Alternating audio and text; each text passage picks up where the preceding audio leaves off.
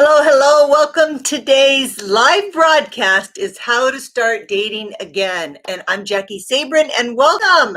I am honored to be coming to you live today from the comfort of my office here in La Jolla, California. And one of my favorite things about my week is connecting with all of you and making these videos, whether they're live or pre-recorded. I genuinely really look forward to doing it. So let's talk about how to start dating again. And I was inspired to make this video because somebody in my community just joined the community, and she had expressed some fear about getting back into dating. And I remember back to the time when I first started online dating. So my scenario, so whether you've been through a divorce or you've never, you took a break, maybe you had a breakup, maybe you lost your husband, your loved one, and so you're coming back for whatever reason that you're back. I'm so glad you are, because it's going to be an incredible experience of personal growth, self discovery. And that's really one of the main things I want to talk to you about. So there's kind of two parts of this video: the mechanics of, how to start dating again, and then the emotional aspects. And so, because I really feel that it's important to cover both.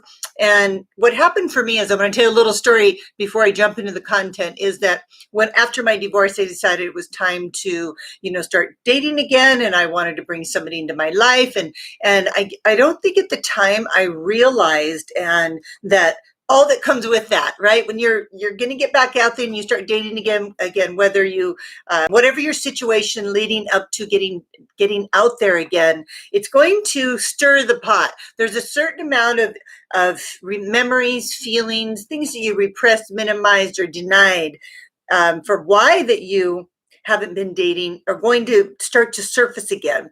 And so one of the things that I felt was a lot of fear, and you might be able to relate to that. You feel like terror about getting out there, and so you just want to be prepared. And that's what this video is all about, to prepare you, so you give more thought to this grand adventure that you're embarking on. And so one of the things that I wanted to share with you, a little story, is that when I first went online dating, and I had been dating after my divorce, but I was just dating more random, just, in the moment, something would come my way, an experience or an opportunity, and I would go out and have a good time, learn something, but I hadn't really planted my feet on that path like I did when I was determined to find Michael. And so the first time I went online, I was very, very, triggered. I was really nervous. I was terrified of the whole experience. And it's interesting because, when I was younger, you go out there and it's such a different experience when you hit midlife.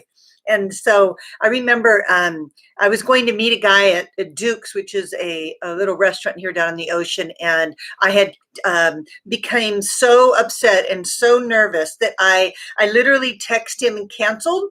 And I remember sitting in my closet, like I had gone into the back of my closet, sat down in the back on my phone, and was texting him. That's how fearful I had become. I'd become emotionally very triggered and unnerved, and I just couldn't bring myself to walk through that door. And why was I feeling that way? And that's what I want to start off with.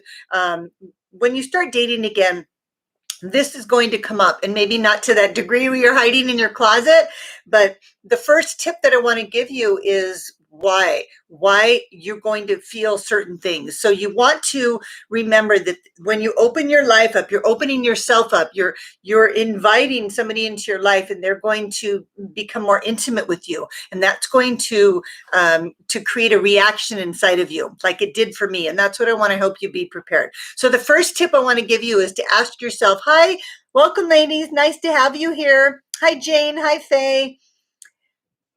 Hi, Cool Cat. Nice to have you here. And so the first thing that you want to remember is you need to be very sensitive to your feelings and to what's coming up inside of you. And so the first tip I want you to write this down is, I want you to ask yourself, What am I feeling? So you've decided you're going to get back into dating, and maybe you're getting ready for your first date. Maybe you're going to go online. Whatever the scenario is, you are starting to feel something. And I want you to ask yourself, what am I feeling? That's the first tip. Become more self-aware of what's going on internally, because whatever's going on internally is going to be projected externally. It's going to translate in fear, nervousness, awkwardness, your confidence level. If you don't explore those parts of you, they're going to be that maybe have been dormant and you're not even aware of them. They're going to come up again. Your fears, your insecurities. You want to do that. At least have a relationship with them, so that when you're going out, you aren't filtering everything through that fear-based thinking or that self-doubt or lack of confidence. Because the world, you may have changed, your life has changed, but the dating has changed, but people really haven't that much in terms of how men and women interact, and there's other things to be prepared for. So you really need to be more intimate with yourself and ask yourself, what am I feeling? And then discover what you're feeling. Fear, what am I afraid of? So for me, what am I afraid of? So I was afraid when I did the work behind that, to be seen. Like, I was afraid to be vulnerable. They're going to ask me questions, men, and they're going to want to know about my history and why I got divorced and all of this stuff. And I didn't feel confident enough to share all of that. And so there was some unfinished business that I discovered that was surfacing. I wasn't clear on how to respond to why you got divorced. How long are you single? I felt really sensitive about being a divorcee. I didn't like the fact that I was single again. So I had made peace with all of it. And that was going to come up. And so I had I had a lot of self-doubt, low self-esteem in that moment. And that's why I canceled the date. I didn't even believe in myself. And so I'm not saying that this is the case for you, but some of you watching can probably resonate with this, because you've been in your comfort zone, whatever that is. Even if it's been uncomfortable being alone, you're still comfortable with that uncomfortableness. So when you step out into the unknown, there's going to be a big shift inside of you. You're going to have to shift into a new way of being, a new paradigm. And during that shift, there's going to be some changes that are going to happen internally. So you just want to be prepared for that. So when you ask yourself, what am I feeling? Fear, what am I afraid of? I'm afraid to talk about my divorce without sounding like a man hater. I mean, just figure out what it is what's causing you to have self-doubt, fear, whatever it is, so that you can start to do the process so it doesn't come up. Because one of the next tip that I'm going to share with you is, don't bond over your baggage. That's tip number 2. And so just to finish off tip number 1, finding out how you're feeling, what it's anchored to. It's going to really help you with the choices in your behaviors. Now, if you're feeling afraid because you don't have any confidence, because maybe the situation that you left was less than, and you just haven't built your confidence back up, bottom line. And so you go on a date, and that's going to come through. He's going to see you as maybe timid, not really confident. He could be turned off by that. You're turned off by that. So your behavior maybe you start overgiving. Maybe you offer to pay for the date. So a lot of behavior is going to come from how you're feeling. That's why I want you to get curious. This whole process and everything I teach is about you. Stop looking externally for other people to tell you who you are, and start looking internally for you to tell you who you are. And when you know who you are, then the man across from you will know as well. So we always want to come across as confident and self-assured and competent, right? Because that leads to trust building. Those kind of behaviors creates you feelings of competency, and that creates credibility. So that's why I want you to explore any of the feelings that come up. Even if you're getting ready to walk out the door, take a deep breath and ask yourself, what am I feeling? What is this about? What am I afraid of? And then you can do a little self-nurturing, right? If you're just afraid and you feel vulnerable, you can just give yourself a big hug. Like, I'm here for you, Jackie. I love you. I'll be there for you. I can take care of you. I'll protect your boundary. Give yourself a little self-love pep talk before you walk out the door, and recognize that person that you're going to meet, they're just a regular person. They have their own problems and issues and their own history. And you just don't want to bring all of that to the first date. And so when you start dating again, the second tip that I want to give you is, don't overshare. It is so easy. And I've done that. And that's why it's my tip number 2, bonding over your baggage. In fact, one of the men that I dated on and off during, during that initial period after my divorce, is because we bonded over our baggage. And at the time, that was actually appropriate because he was very supportive because he had gone through a divorce recently. And so we were able to kind of walk that path, and it helped me even prepare for my next relationship. So I'm not saying there's not value in that, but no, if you start sharing your history and you're oversharing, then that person, either one, is going to feel very uncomfortable and see that you aren't emotionally ready, or they're going to share to the level that you share, and then now you're becoming their coach or their counselor, or they're becoming your counselor, your coach. And then you get home and you're like, oh my God, I cannot believe I just told a perfect stranger everything that's going on with me, and I wished I wouldn't have told him about blank. And so you'll have regrets in doing that. And also, that's not why you're there, right? You need somebody who can be an equal, not a support system. And so that's why it's so important to remember that the reason why you got a divorce or you're out there dating again is something that needs to be resolved, but not on that date. So that's why it's important not to overshare, especially finances, being retired, the exact place to live, those kinds of things, until you have enough information about the person across from you that they are trustworthy and they are exhibiting trustworthy behaviors. And that's done over time. It's not established on the first date. That you have to, they have to earn your trust, and it's gained incrementally and lost in miles. And so it's about you're vetting him and seeing if he's credible, if he says he does what he says, and he is who he says, and he's representing himself in a true way, and that only can be discovered over time. That's why you want to date a man 2 to 3 times initially before you make any long-term decisions, because you just met him and you don't have any history with him, especially if you're dating online.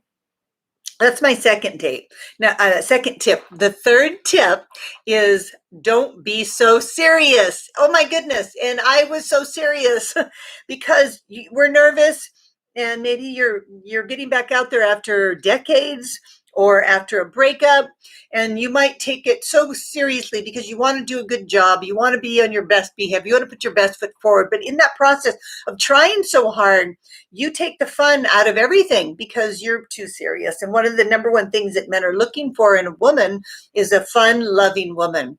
So they're looking for a woman who's enjoyable to be around, that sees the value in carpe diem, seizing the moment and being in the moment and just relaxing into whatever's unfolding in that moment.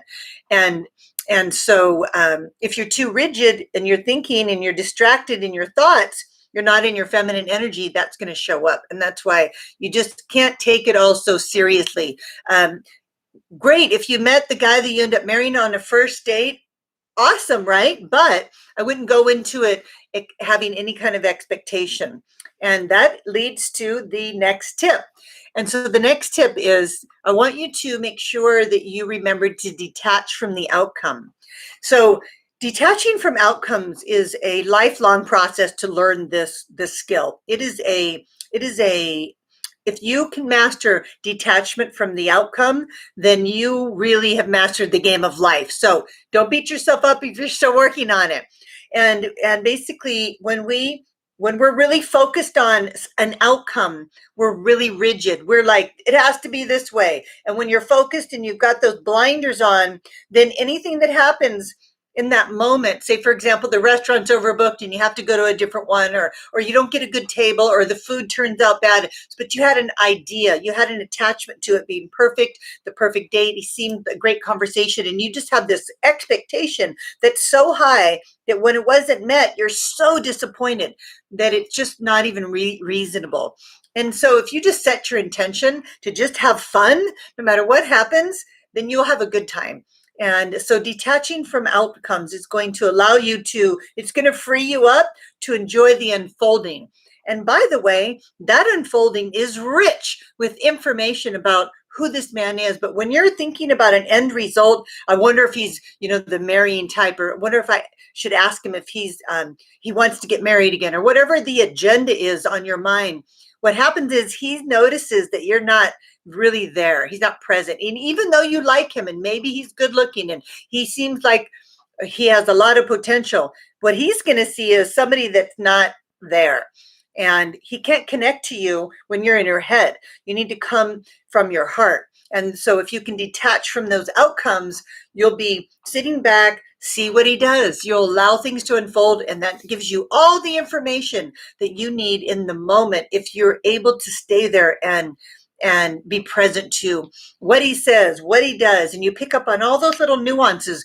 All of those nuances are rich with information that helps you to vet whether this person is worthy of a second date, and if it's somebody you want to continue to explore a future relationship with. So detaching from that outcome is, and it's really a feminine quality. When I say detach from outcomes, detach from how things have to show up. You already know what your heart's desire is, right? That dream's out there. Now you just have to allow things to unfold more organically so that you can glean the wisdom that happens when you can do that. And that's really all about being in your feminine energy. It's like the going with the flow and sitting back and allowing him to reveal who he is, he's going to be with you and on that date, etc. And so, the next tip I'm going to give you is number 5 is be prepared to answer questions. There's a laundry list of questions that somebody's going to ask you, and you have to be prepared for that. It's normal to say, what happened with your husband? I'm sorry if he passed away. They're going to ask you. And it's because they're trying to get to know you. So if you have any triggers around why you were divorced, or maybe a loss of a loved one or a breakup, you need to make sure you process through those because they're going to come up. And it's only fair. Why were you divorced? What happened, etc. And you want to have and I call them scripted answers, but they're not a script. It's not something fake. It's something that you put thought into.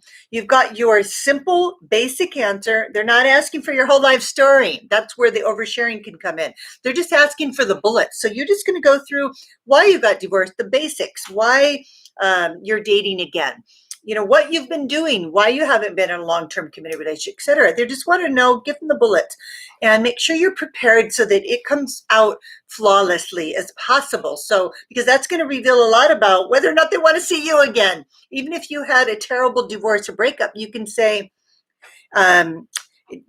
we just, at the end of the day, we had different values, and there was some good, and so we needed to part ways when we discovered that. That's it. That's all you have to say about a breakup. Now, if you end up dating him, you can tell him more, but at that time, it's not appropriate for the level of intimacy you share. You're only sharing bullets, right? Giving them nuggets to see if there's enough resonance to actually continue dating.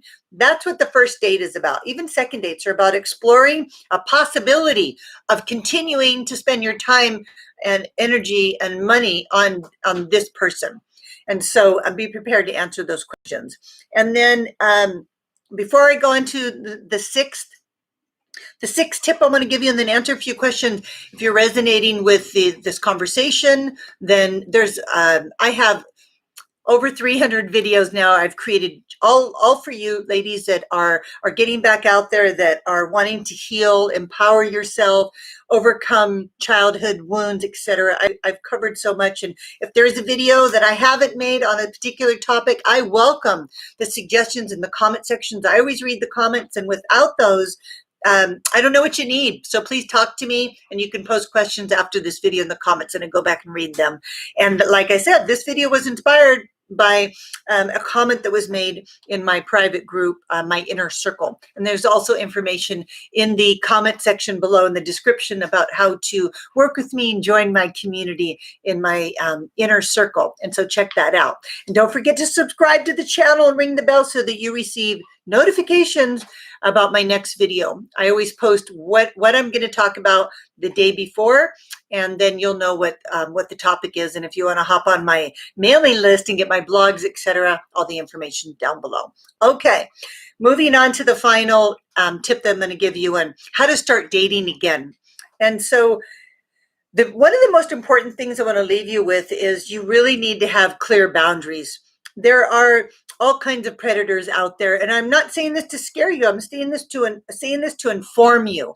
You need to know about scammers. You need to know about the signs. You need to know about not sharing your personal email, your personal phone number to use a Google Voice. And again, I have tons of videos and all the mechanics of dating. Again, please binge Jaki over the weekend. I want you to be prepared, but I want you to be safe. Boundaries, I think, is the most important thing that a woman needs to remember, is that we need to have boundaries. Boundaries with ourselves, not over drinking, not over sharing, and boundaries with the person across from us, knowing where you end and he begins. When it's important to vote with your feet, what's appropriate, what's not appropriate.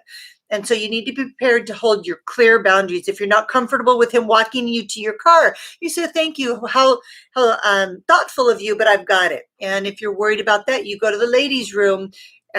When you leave, instead of to your car, wait 10 minutes, stay in there until you feel that he's gone, then go to your car, things like that. So you really need to think about your personal safety on and offline, and having clear boundaries around how you're going to protect them, including yourself, right? Okay, so I hope that was helpful. Again, the mechanics of dating, I've got over 300 videos. I know you can go in there and what to say, why to say it, how to get online, how to work on your profile. In fact, I have a free checklist on how to write a great profile. So what I'm going to do is, after the video, I'm going to put the link to get my 15 top expert tips for free on how to write a great profile. And you can download that and right away just either check it off with the profile you already have, or make some changes to the profile that you're using. Okay, I hope this was really helpful, lady. I'm going to hop over here and see what questions we have. Cool cat. Love the detachment part. More on that, please. Oh, I'm so glad you asked this, because this is really where makes my heart sing, is to teach you about the universal laws of life and about how to show up more empowered. And so you just broke up at 38 and you're worried about dating again. Bless your heart. And I'm here for you. And I've been there, right? And so what are you worried about dating again? If you just broke up with someone, I'd imagine that you're feeling pretty vulnerable. And so you have to be more clear around your healthy boundaries. But the detachment, what I mean by that is that it doesn't mean to detach emotionally. It doesn't mean that you are like lobotomize yourself. It means that you detach from how it has to unfold, and you remain focused and present in the moment. You're emotionally available, but you're detached on how it has to show up. You're detached on what he has to look like. Like we're so driven on, he has to be 6 foot tall, and he has to weigh 170 pounds, and he has to have a big bank account.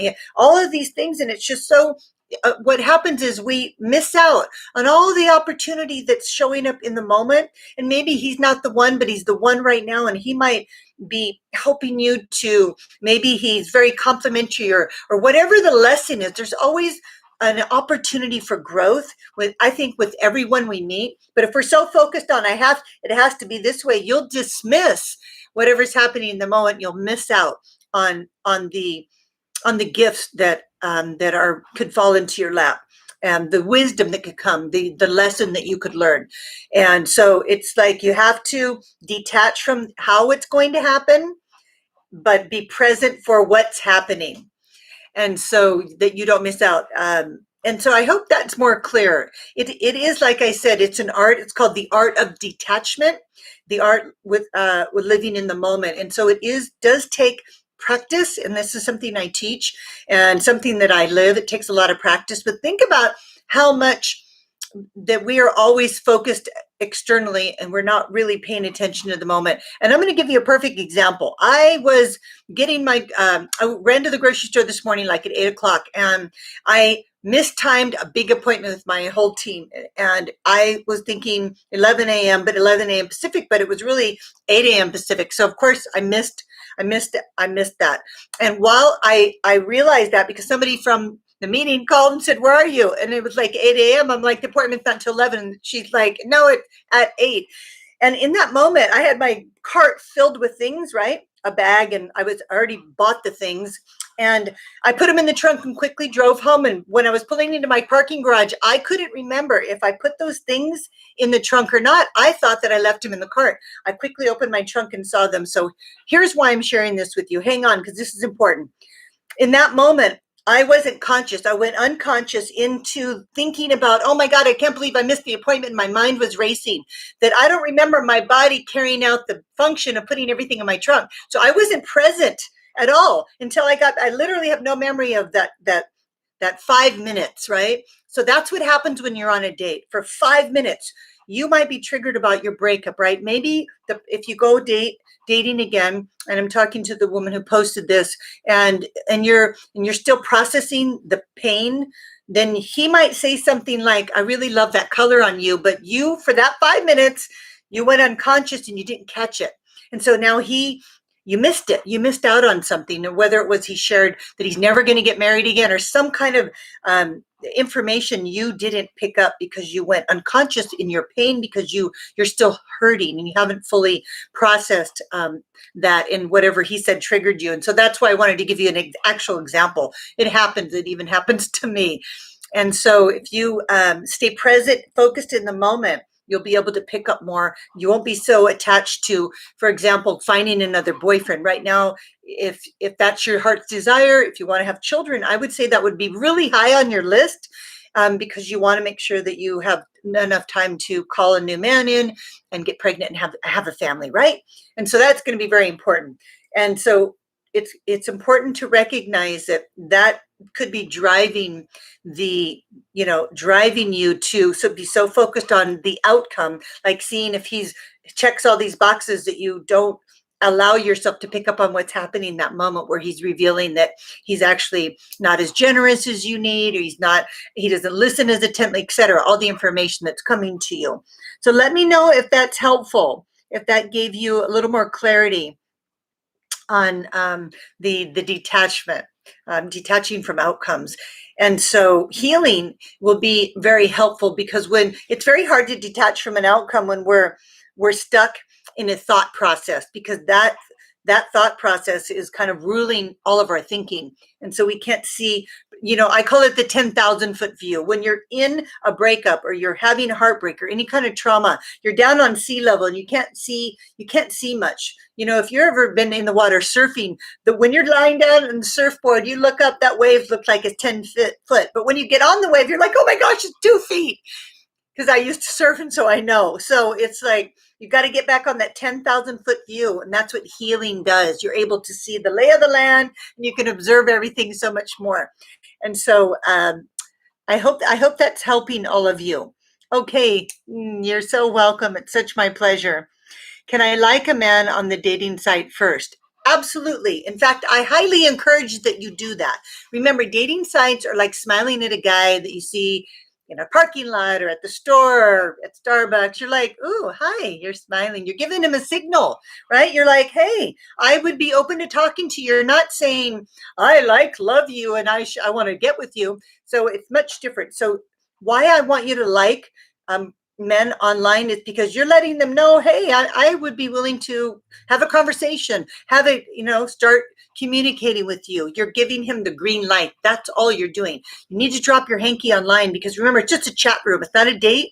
Doesn't mean anything more than I'm open to chatting with you initially, and then maybe talking to you on the phone, and then maybe actually getting in front of you. So what I would recommend is you go through and you answer email, you answer all the likes, you look at all the likes. Those are the warm audience online. I'm talking about online, and you look at those first, because those men already said, hey, you want to chat? I already like what I see so far. And so you look at those first, and then you go through and you like the ones that you like so far, and then you let them know, hey, I'm open to having a conversation. And that's what that does. So it's how you leverage your time online. You don't just sit back and wait for the computer algorithm to send you your soulmate. It's just a computer. It doesn't know the nuances. When you do your own searches and you like the men that you like, you're actually building up the algorithm. You're showing the computer, I prefer this, I prefer this, I prefer this. And so that's actually why I really recommend that you send men emails, the teasers. It's a question and a comment, and those kinds of things. So the next question: it is okay for you to put on your profile you're looking for something serious. A guy told me I was putting too much pressure on men by stating that. I would put on your profile that you check the box where it says long-term committed relationship. That is all you need to do. You could say things like, I'm looking to write my next great love story. You could write, I'm looking for somebody to go on my next grand life adventure. And then when you get them on the phone, then if you feel some resonance, you can say, what is it you're looking for? I'm looking for a long-term committed relationship. And then if he says, yeah, I'm looking for that too, doesn't mean that he's going to marry you or that he's even interested in getting married. It means that you guys are at least playing in the same game, right? You guys are both, you're not dating for fun. You're like looking for something more lasting. And so at least it gives you enough reason to want to go out on an actual physical date. And so, yeah, I think that does sound too serious, and I wouldn't write too much about that, because that's what the conversation's about. You talk to them and then you share more. But I would definitely say something like make it sound a little bit more fun and enticing, because men do back up when they go, oh, she's so serious, right? When I first started the broadcast, men want a woman who's fun and loving. And so make sure your profile uses in the pictures and everything, expresses how in the moment and spontaneous fun that you are. And if you're not, you need to join my community so that you can become more like that. Because not just for men, for you, because life can be so fun and dating can be so fun, but it's not when you're taking everything so serious, because that tells me that you have an attachment to the outcome. That's why you're so serious. You have to have it. And when you're clinging to something so serious, you're rigid and you miss out on all the juicy stuff that's showing up in the moment. So which dating site is best for over 60? That just depends on where you live in the country. It's hard for me to say that, but my favorites are Match and Bumble. And you just want to look at the demographics. If you're in a big metropolitan city, there's going to be a big user base. Maybe it's Plenty of Fish. So I would start off if you with both of those, and then branch out from there. And then make sure you find out, Match owns a lot of the other sites. So I some of the women in my community use silver singles or elite singles, but again, it just depends. Some of the women in LA have had great luck with the elite singles, and then some women in Southern California down here in San Diego are like, that's terrible. So again, it depends on where you're at and demographically and what's working well in that area. But typically Bumble and Match are my favorites. You're in the middle of Tennessee and Nashville. I'm near Nashville, but Tennessee. So I would again stick to the bigger sites, because most people, there's a bigger user base, and there's more people, there's a bigger pond for you to play in, right? That's why. How do you avoid getting discouraged when dating apps are full of creeps? Good question. This will be my last question, because we're getting up here in over 30 minutes. How do you avoid getting discouraged when the dating apps are full of creeps? So basically, discouragement comes from not really processing disappointment. Disappointment is a normal, natural feeling that we all have. And discouragement comes from not allowing yourself to get the benefit of pressing on, of being more tenacious. So disappointment also means to detach. When you're experiencing a great amount of disappointment, the message there is you need to detach. You're way too attached to an outcome. That's causing so much disappointment that leads to discouragement, which can be very depressing, right? And so that's when you want to take a breath and step back. So what I would do is look at there. Yes, you're right. The dating apps have your fair share of undesirables, and you're going to encounter that. And so you want to make sure that your pictures reflect the type of quality of man that you're a match. If I'm going to be out single right now, this outfit and the way I look, I'm looking to meet a man that would be a compliment to me. So however your pictures are, whatever you look like, make that you're a compliment to the type of man that you want to attract. And then what I do is I don't pay attention to them. Here's what I do. I'll give you a metaphor in closing. Those creeps are like flies when you're eating a cob of corn. So you're at the park and you're eating your corn on cob, right? And there's flies buzzing around. You don't stop eating your corn and turn it and scream at the fly. You just go, you wave it off. You do not stop what you're doing. You don't let it even bother you. Just go next, next, next, next. Your focus is on what you're doing. You recognize there's going to be a certain amount of flies buzzing around, but you don't allow them to affect your energy, but you just know that they're a part of putting yourself out there. And I had my share of duds and creeps as well.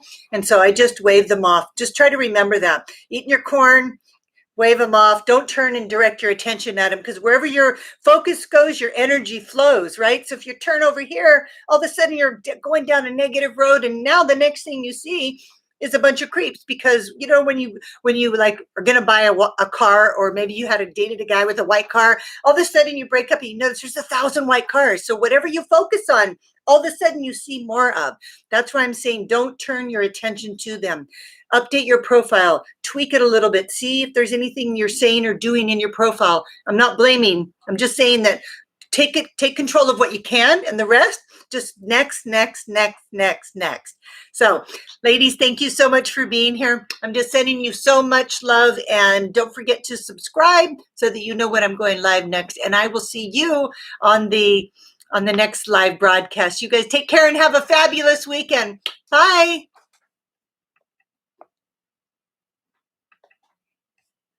Bye.